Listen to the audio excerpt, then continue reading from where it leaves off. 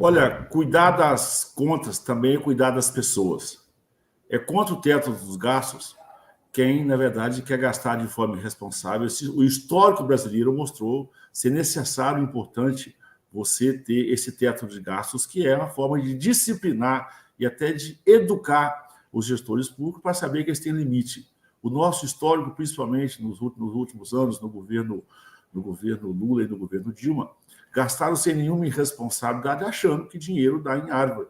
E dinheiro não dá em árvore. Então, o teto de gastos cumpriu esse papel extremamente importante para disciplinar. É óbvio que a esquerda, ao retornar ao poder, ela quer quebrar essas regras porque ela parte do princípio que dinheiro dá em árvore e pode gastar de forma irresponsável e inconsequente. É claro que quem é irresponsável e inconsequente não gosta de regra, não gosta de norma, porque eles querem fazer o seu governo ao bel prazer. E é lamentável que nos dias atuais, a importância de saber disso, que ainda tem gente que não quer trabalhar sobre regras, sobre normas rígidas com respeito ao dinheiro público. Deputada Evaide Mello, eu já volto a pergunta para o senhor com o seguinte questionamento, já que a gente já está falando sobre regras fiscais e sobre a questão da responsabilidade aí nos gastos públicos, né? O momento agora é de reforçar as regras fiscais por meio de um debate parlamentar amplo sobre o assunto?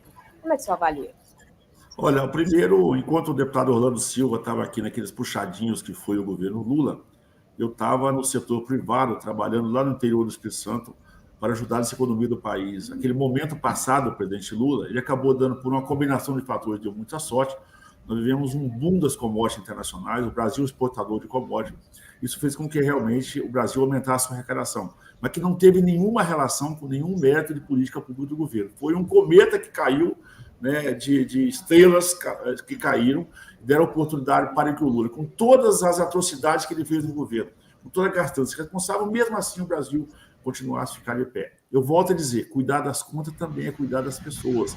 Eu sou de um estado lá do Espírito Santo que deu esse exemplo para o Brasil. Foi o primeiro estado a trabalhar com essas regras, isso mostra a eficiência que é. E, naturalmente, nós temos que ter, sim, uma âncora fiscal. E eu vejo, é um risco querer mexer no teto dos gastos, até porque eles querem tratar disso no futuro como uma âncora fiscal, como uma relação PIB e dívida pública. Nós temos certeza que o presidente Lula, nesse ambiente que está agora, nesse pós-guerra, nessa pós-pandemia, que parece que eles não viveram por tudo isso, economia global em recessão, inflação nossa, né?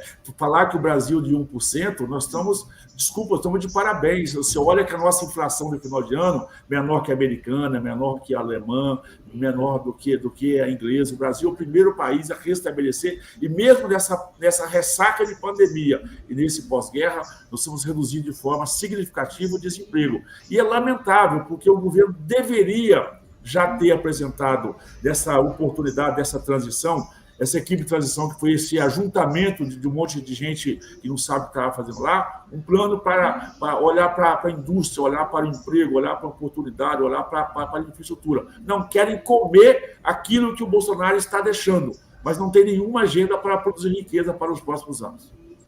Deputada Evaide Mello. Olha, é precisa a compreensão da lógica da operação do próximo governo, do governo Lula. O governo que está saindo de 23 para quase 40 ministérios está fazendo um loteamento político dos ministérios. Por isso, o desespero dele, né, de pegar todo o orçamento possível e fazer a distribuição, porque ninguém quer ser ministro porque não tem dinheiro nos ministérios. Ou seja, os ministros que têm essa prática, eu estive aqui no governo Dilma, essa prática que os parlamentares tinham que ficar de joelho com o pires na mão, mendigando aos ministros recursos para os seus estados. Por isso que o governo que está assumindo, ele quer, de certa forma, se apropriar de todo o orçamento para que ele possa entregar ao Ministério a caneta e o dinheirinho para os ministérios eles fazerem aquele governo de cooptação, que é essa prática passada. Essa emancipação do parlamento é extremamente importante. A nossa Constituição ela tem essa orientação e o debate ele é importante, sim. O deputado Orlando Silva tem uma experiência a partir do seu estado de São Paulo, que é um estado que tem pouca necessidade, vamos dizer assim, da participação do orçamento público federal. Embora precise, mas é muito menos relevante. Mas se você considerar a realidade do Brasil, o parlamento traz aqui para casa o debate de cada instância do Brasil. Então, nada mais justo que os ministérios ele abrem os seus programas e os parlamentares, ao seu entendimento, vai escolhendo esses programas e vai fazendo esse direcionamento. Porque nós não podemos, o governo, o executivo, se apropriar no passado de 100% desse orçamento e fazer com que os deputados parlamentares ficassem de pé. De novo, qual é a dificuldade que o novo governo está tendo de indicar ministro?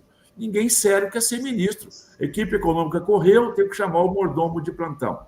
Os outros ministérios estão colocando os companheiros. Mas esses ministérios que é chamado que têm entregas, vamos dizer assim, concretas, se percebe essa dificuldade porque, né, esse loteamento político está sem dinheiro. E aí ninguém quer ser, porque ninguém quer trabalhar sério, quer trabalhar só fazendo as ministras do dia a dia. Portanto, o parlamento é importante, está fazendo esse debate, o parlamento vai ser proativo e o próximo governo pode ter certeza que ele não vai achar a cerca frouxa que ele achou no passado, ele vai achar uma oposição muito mais organizada, programática e pragmática, e eu tenho certeza que o parlamento vai cumprir o seu papel, fiscalizando e ajudando a organizar as contas e as políticas públicas do país.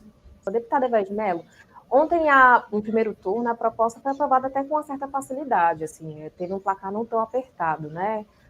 O senhor avalia que essa oposição vai conseguir, de fato, se organizar para atuar aí, para ser, de fato, a oposição que o brasileiro espera e também que o parlamento também espera?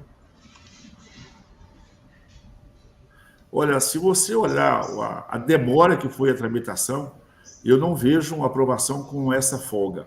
Né? Você imaginar que você precisava de 308, você teve quase 170 parlamentares votando contra, se posicionando, e se não fosse tratado do tema, que é preciso reconhecer que tem importância sim, se não traz a questão orçamentária do RP9 ou RP2 para dentro da PEC, sabe que essa PEC estava condenada a não passar, porque é uma PEC totalmente irresponsável, inconsequente, ou seja, ela vai aumentar a dívida pública, vai aumentar a inflação, ela vai aumentar o juro. Então, foi feito um grande acordão entre aqui dos entendimentos, mas a PEC não teve essa folga, embora aritmeticamente parece que teve, mas a margem era bastante pequena, né, embora foi feito esse acordo, e foi só no último segundo. Portanto, isso mostra a determinação. Se o governo tivesse os votos que achava que tinha, ele tinha empurrado como veio do Senado. Porque no Senado ele passou como tratou por cima, 2 anos, sem nenhuma regra. Agora ele viu que na Câmara ele não vai ter vida fácil. Ou ele senta para conversar e traga uma proposta, ou ele vai ter muita dificuldade em tramitar com os seus projetos. A PEC não passou com folga.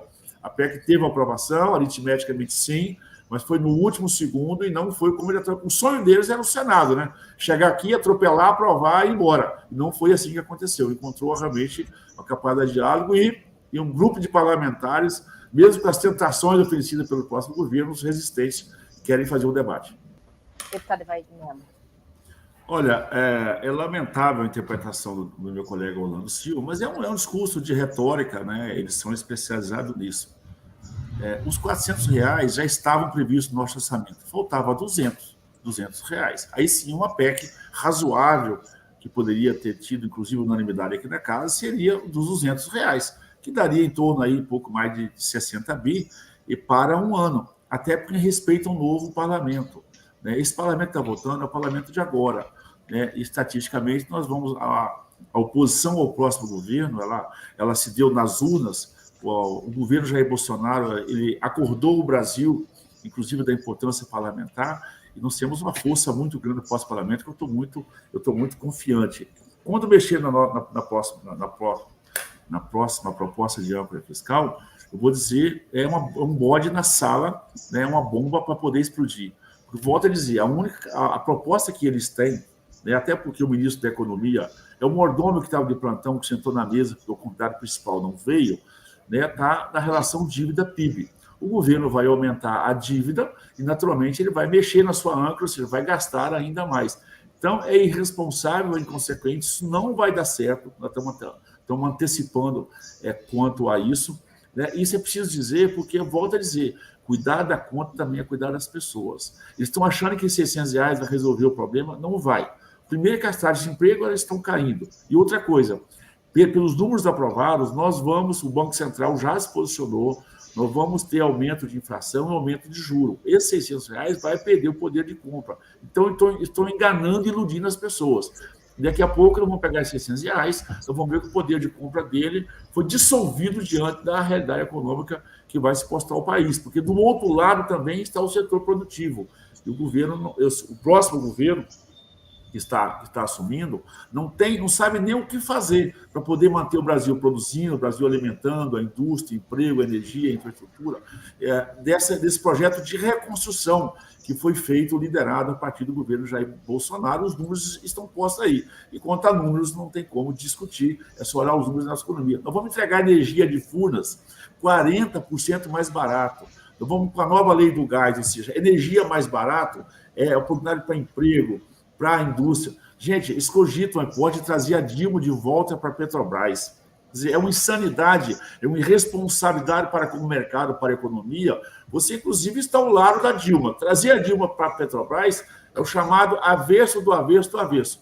Ou seja, e os 30, quase 40 ministérios no ajuntamento de amigos e companheiros para fazer a politicagem. Ou seja, nos preparemos porque dias sombrios virão pela frente. Deputado Evair de Mello. Ô, Cris, só para ressaltar que a maior aliança política desse país foi desse barrabás solto Lula com o judiciário, que permitiu que abrisse as cancelas do presídio, ele fosse para as ruas e aí fizesse grande quadrilha para chegar às eleições. O deputado Orlando Silva, que tem o meu respeito, um deputado combativo, participativo, atuante aqui na casa, mas o seu estado, São Paulo, elegeu o Tarcísio de Freitas, um ministro reconhecidamente um dos mais competentes que esse país já teve, para o seu governador, e disse não, né, a catástrofe que foi esse Haddad nas suas sugestões, que agora está sendo aproveitado no governo Lula. Eu espero, naturalmente, que o Brasil tenha a retomada da economia, que o nosso orçamento não seja gasto em Cuba, em Moçambique, né, nas campeãs nacionais, no Odebrecht, na JBS da vida. Realmente eu quero chegar que o orçamento brasileiro possa chegar a todos os brasileiros. Nós estaremos aqui na casa trabalhando em atuante, e a grande resposta deu.